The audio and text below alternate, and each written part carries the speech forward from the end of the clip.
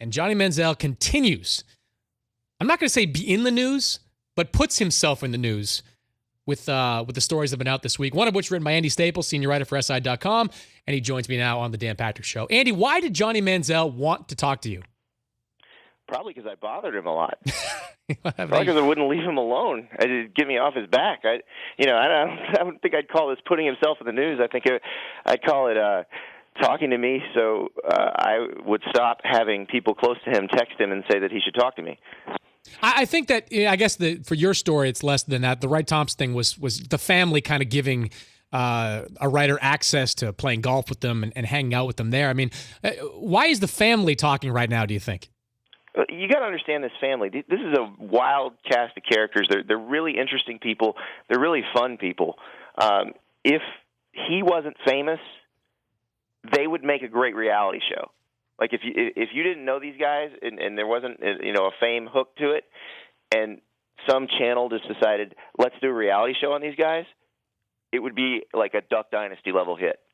They're just a really interesting group of people, and they have very strong opinions, and they're not afraid to share them.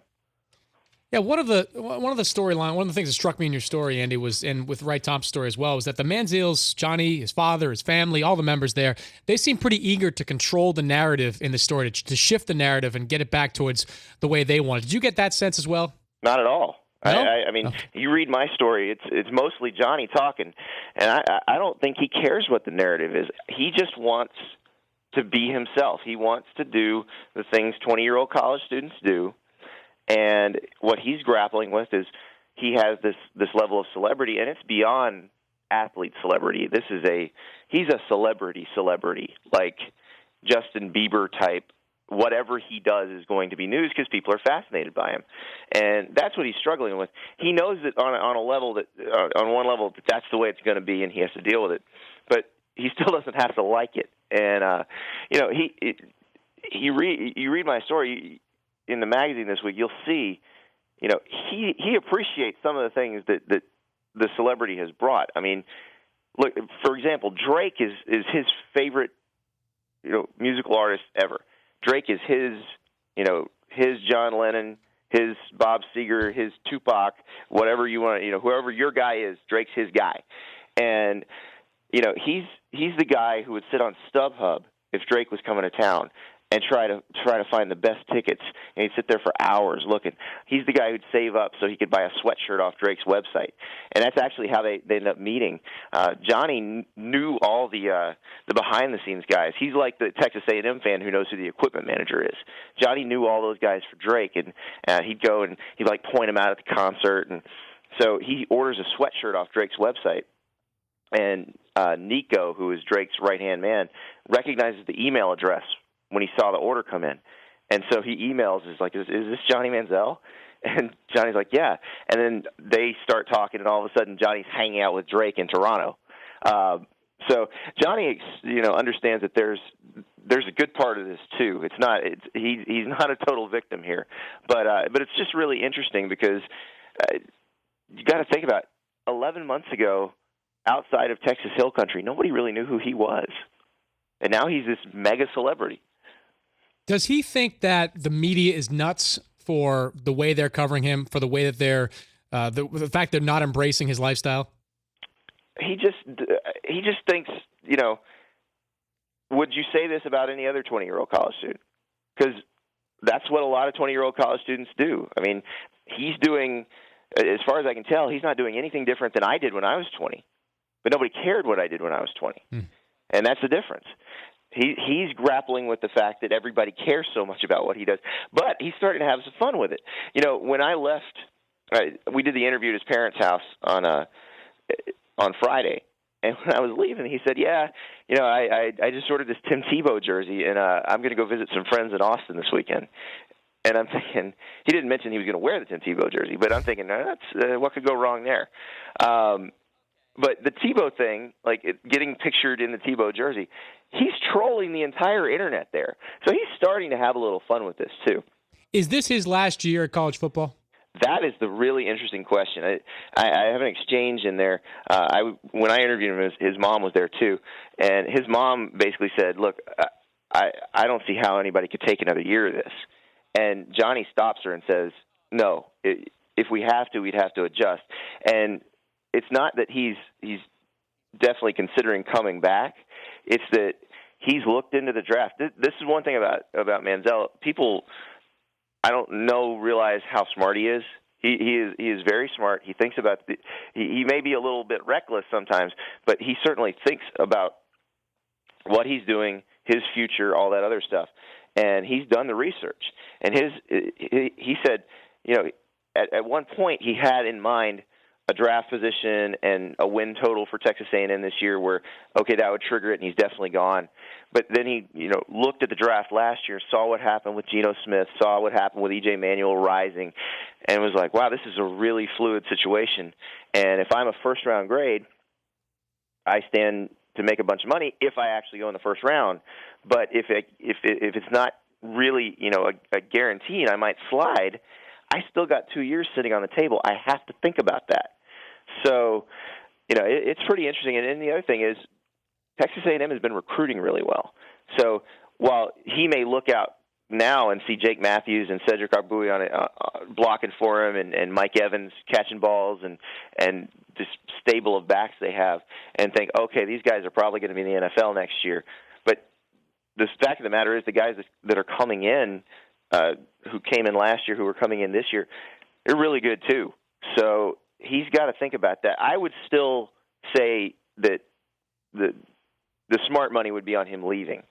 But the fact that he even broached the topic of coming back, I thought was pretty interesting. He's Andy Staples, senior writer for Sports Illustrated, SI.com. Andy, can you stick around for a second? We're up against a break, but I want to bring it back. I got a few more questions about college football I want to ask you. So We'll get right back to Andy Staples in just a couple of minutes. Take your calls as well. 877-3DP-SHOW is the phone number. Tweet the show at DP Show. Tweet at me at Chris Mannix SI. Coming up on 33 minutes past the hour, this is the Dan Patrick Show. Let's bring back Andy Staples, senior writer for Sports Illustrated and SI.com. Wrote the story this week in Sports Illustrated on Johnny Manziel. And we were talking before the break, Andy, about coming back and him going to the pros.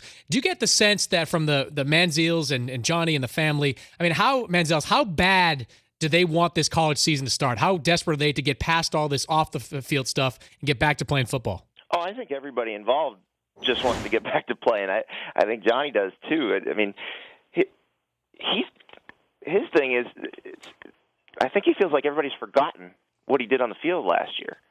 And we're talking about one of the best seasons anybody's ever had. And one of the things he was talking about in the story, or when we did the interview, he finds it kind of funny that everybody seems to think last year was a fluke. He's been getting that his whole life. Remember, he's always been too small. He's always been too light. And so everybody said from pee-wees to junior high to high school, oh, well, you'll never be able to do that at the next level. And so he did it in college. And now people are acting like it never happened. Like he didn't go to Tuscaloosa and help them beat Alabama. He didn't put up better numbers than Cam Newton in one fewer game. And one of the things he said, and I think I'd probably feel the same way if I was him, he's like, when are people going to finally stop doubting me? More likely to happen, Andy, Johnny Manziel has the same type of year he had last year, or for whatever reason, whether it's off the field stuff or teams just figuring out how to defend him better, he struggles more this season. I think he'll have pretty much the same season he had last year. Now, whether he beats Alabama or not is another question. That's the big question. People seem to think that Alabama is just going to come in and roll over them, and I don't understand that. Winning the game this year in College Station would be easier than winning the game last year in Tuscaloosa. And they won the game last year in Tuscaloosa. Remember? It happened. And so that's by no means giving Texas A&M that game. I think that's going to be just a monster game, and I can't wait to see it. But I think numbers-wise, he's going to be better. I mean, you look at quarterbacks in this offense. This is the air raid offense originally designed by Hal Mumme and Mike Leach. That's sort of filtered down through Dana Holgorsen, who's at West Virginia now. Cliff Kingsbury was the offensive coordinator last year. He's the one who got it from Dana and then modified it to fit Johnny. And now they've got Clarence McKinney be calling plays. Jake Spavital, who was with Dana in West Virginia, who coached Geno Smith the last 2 years, is the quarterback's coach, coaching Johnny now. And Jake told me, he said, year 2 in this offense is the good year. So last year was the transition year. This year's the good year. What they're saying about what happened with Brandon Weeden and Geno Smith and all those guys. So if this is the good year and last year was the transition year, what kind of numbers is he going to put up? How many teams can win the national title this year?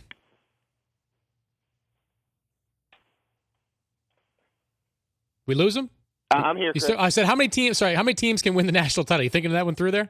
Oh yeah, no. I would say, there's a good bunch. I'd say there's 5, 6, maybe 8, because you've got your Alabama, Texas A&M, I think South Carolina.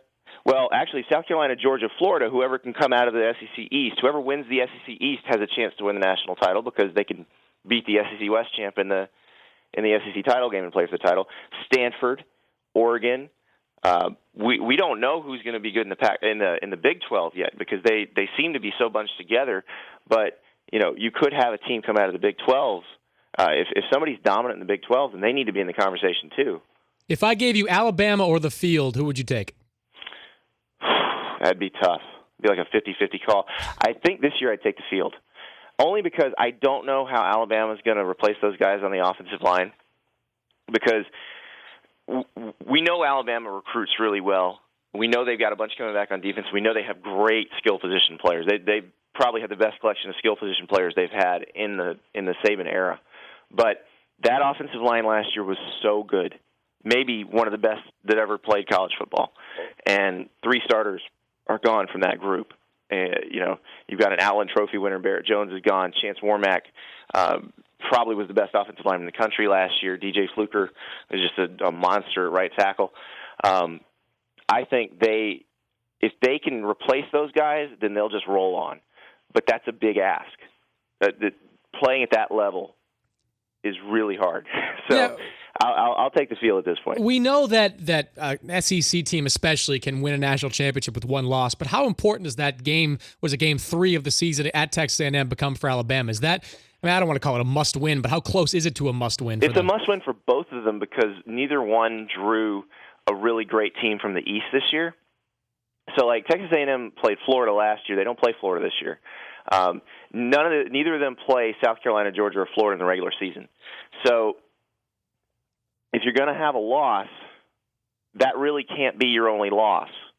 That's gonna bug some people. So the team that wins this game needs to go on ahead and win the West, because if the team that loses this game wins the West, then the SEC may have some issues trying to get into that BCS title game, depending on how everybody else is doing. And that's why you love college football. When game 3 of the regular season becomes a must-win, it just makes it so much more exciting. Andy, we got a poll question for you that is college football related. Perloff, why don't you read on the poll question? Okay, would you rather go to the Super Bowl or Alabama versus Texas A&M on September 14th? This isn't even a question. Alabama A&M. That's what I say. 1 million times over. That is the easiest question I have ever been asked. Wait, just to be clear here, you're from Gainesville, where the closest thing you had to a pro team was the Gators. So, of course, you're going to take the college game. No. You've clearly never been to a good college game. I always like when people who only go to pro games, when they finally go to a real college game, like Alabama, LSU, or something like that, because you can see it on their face. They get in the stadium and then they see the kickoff and the people are going nuts, and then they'll turn to you and they'll just go, "Okay, now I understand." It's such a different experience. It's more of a religious experience than anything else. It's an NFL game is something you do. A college football game is something you are. You clearly don't. Perloff, he goes to big-time Dartmouth-Yale games. I mean, those things are barn burners. Well, I didn't want to bring this up, but you're a Gator. Yes, you did. You played on the Gators, Andy. You really sending a lot of good dudes up to the NFL. Those championship teams have really helped out the teams that drafted them, huh? Who won the games? I don't remember it being a soul-saving competition. I remember it being a football competition. No, yeah, I'm just saying that's one of my pet peeves with coaches these days. All the rhetoric about we're going to make men out of, we're going to build great character guys. BS. You're there to win, and if you just say I'm here to win some games, then we won't get on you so much when your guys get arrested 8 billion times. Give us your 3 best atmospheres for a college football game. LSU, number 1, no question. This is not even debatable. Alabama would be number 2. And I might go with Oregon for number 3. Those guys get after it. 60,000 people. So pound for pound, Oregon may be number one because they're dealing with about half as many people as some of those big SEC and Big Ten stadiums, but they really get after it. Notice, Perloff, he didn't say Dartmouth or Boston College, unfortunately, for the Bulldogs. We got to get you down south. Best atmosphere in the Big Ten? Wisconsin. Jumping around, hear the bolts creaking in the press box. Penn State's really good when they're good, too. I'll get you out of here with this, Andy. I don't want your top 5 to start the season, but give me your top 5 in the college football rankings at the end of this upcoming season. Well, that's the way I rank them. It's the ones I think are the best. So 1, Alabama. 2, Stanford. 3, Texas A&M. 4, Ohio State. 5, Oregon. I think that's how I did it. 4 and 5 I might have transposed, but I think that's how I did it in the preseason poll. So you clearly like Alabama to win at Texas A&M in Week 3. Not really, but I think well, you just said they had to win. It was a must-win. I'm hedging my bets. Oh, you'd fit in right here on the Dan Patrick Show. Thanks, Andy, for coming on. All right, thanks, Chris. That's Andy Staples, senior writer for SI.com. Wrote the story this week on Johnny Manziel.